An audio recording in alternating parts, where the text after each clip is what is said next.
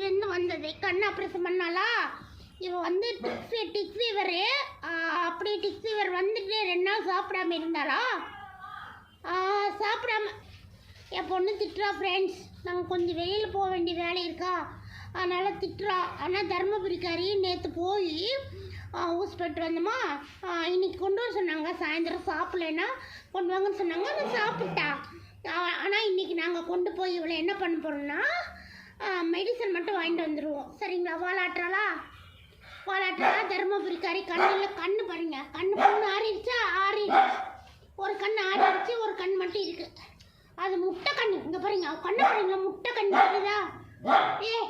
பேசாம பைரவா. எங்கள் பைரவன் தான் ரொம்ப பயங்கரமாக சொத்தம் போடுவோம் ஃப்ரெண்ட்ஸ், தெரியுமா? எங்கள் சின்னி பாருங்க, எங்கள் சின்னி எங்கள் பைரவா. எங்கள் டைனா குட்டி பாருங்க, டைனா குட்டி தெரியுறாளா? எங்கள் டைனா குட்டி இதுதான் தருமபுரிக்காரி. தருமபுரி தங்கு வாலாட்டுறா.